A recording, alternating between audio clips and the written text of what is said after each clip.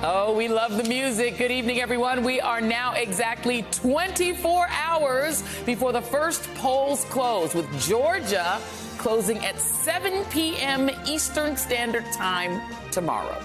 VP Kamala Harris and Donald Trump are making a final push to the finish line, with Harris appearing at several events in Pennsylvania, including a star-studded rally in Philly late tonight. Trump is holding rallies in North Carolina and Pennsylvania before he ends the day in Grand Rapids, Michigan.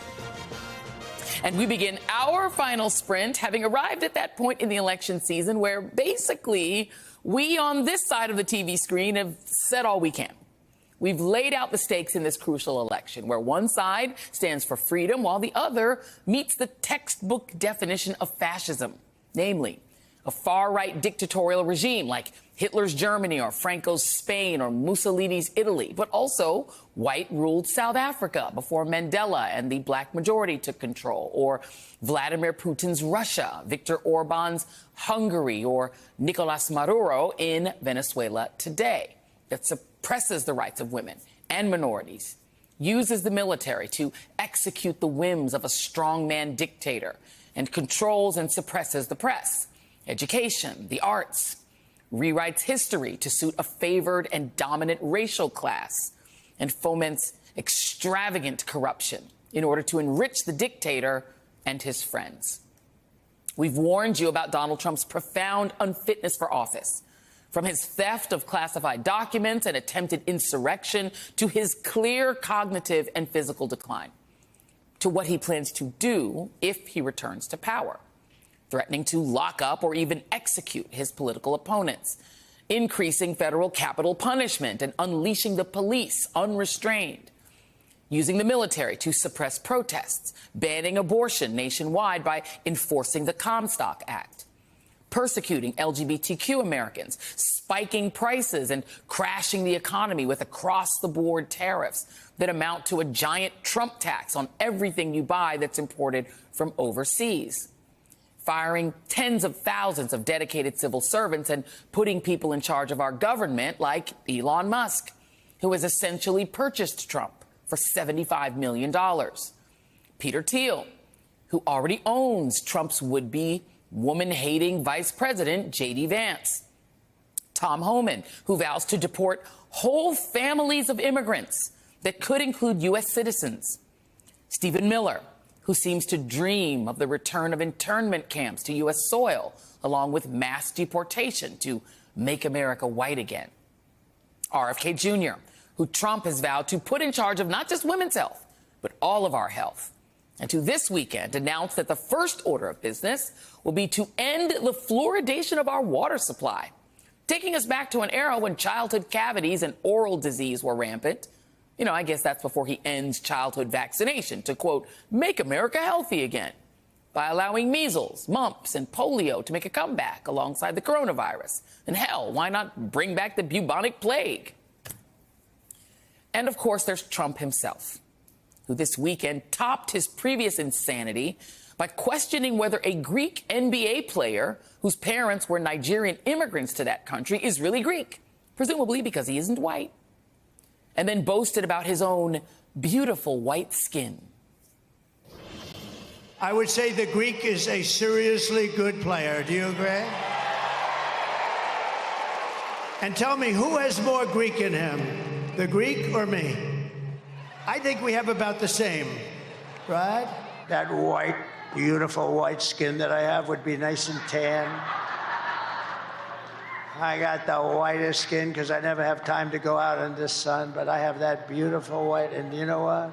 It could have been beautiful, tan, beautiful. Trump also did something to a microphone that I actually couldn't post on TikTok without the video getting pulled down for violating their community standards. But, you know, since we're on cable, I will show it to you now. So, I had to go. People had children in that audience, by the way.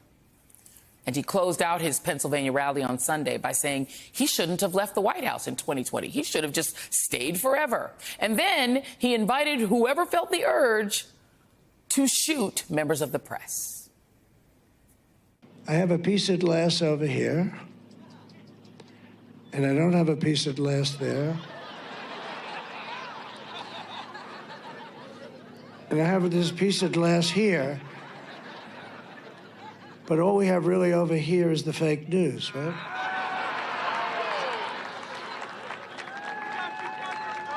And to get me, somebody would have to shoot through the fake news. And I don't mind that so much, because I don't mind that. At this point, what more do you need to know? Meanwhile, also this weekend, but on Earth One, SNL fans finally got the moment they have been waiting for ever since Maya Rudolph debuted her spot-on impersonation of Kamala Harris. Now, Kamala, take my Pamela. The American people want to stop the chaos and end the drama with a cool new stepmamala. Kick back in our pajamas and watch a rom Kamala. like Legally Blondula. And start decorating for Christmas. Fa la la la la. Because what do we always say? Keep Kamala and carry on a la. Keep Kamala, carry Amala, and end the dramala. That sounds like a mantra we could all use as we as a country prepare to make a crucial choice. Who we want to be in the world and who we want to lead us. A first woman president leading with hope or a fascist leading with fear. And while no one can tell you in advance what the outcome of the election will be, the best advice I can give you all tonight is to take deep breaths over the next 24 hours. Get good sleep. Tune out the politics from time to time to restore your sanity. But make sure that on the morning of November 6th, you can say that you are proud of what you did in this moment. That you didn't sit out what could be our last election. If the worst happens, don't leave yourself wondering, what if you'd made that one last phone call or bugged that last family member who might not vote or planned to vote for the would-be dictator on day one because they thought, I don't know, maybe eggs would be a little cheaper. If your daughter or your wife has a crisis pregnancy a year from now and can't get treatment because abortion is banned or the doors start getting kicked in for the mass deportations, don't leave yourself feeling less than proud of what you did in this election. Because if this thing goes south, there won't be time to ask for forgiveness. The way autocracy works is that by the time you realize what you've lost, it's usually already too late. But there is still time and still a lot of hope and excitement and possibility. Election day is tomorrow. If you haven't voted yet, or if your friends and family haven't voted yet, there is still time. Joining me now is newly minted MSNBC senior contributing editor Michele Norris and NBC News presidential historian Michael Beschloss. What a dream team to spend election eve with. I feel so blessed. I love this job because of the people I get to be around. And the two of you are just absolute stars. And thank you so much. We feel the same, I'm sure. Amen, amen. So I appreciate you all. I'm going to start with you, Michele. Ladies first. I just want to get your, as a journalist, as somebody who has observed this process and who is going to get to observe it at Howard University on election night, give me your big picture of where you feel we stand in this moment, on the brink of maybe electing our first woman president or maybe doing something, I don't know, to me that's profoundly frightening. Well, Joy, thank you so much for having me, and thank you for that closing argument that you made, as both candidates are out there doing exactly the same. I find myself perplexed by what's happening on the right. Donald Trump's campaign, in his closing days and in his closing argument, seems to get ever more dark. They are talking about America as a failed state. They are introducing policies that have not been vetted or discussed, as you mentioned, removing fluoride from the water, banning vaccines, talking about repealing ACA. Anyone with a pre-existing condition, which is more than half of Americans and probably closer to 70%, should really be paying attention to that. And you see that in his rhetoric, and you see that also in the way that people are responding to him. And by contrast, you have Kamala Harris, who is deciding to go positive. She is closing strong and closing positive, which is something that she probably would have done anyway.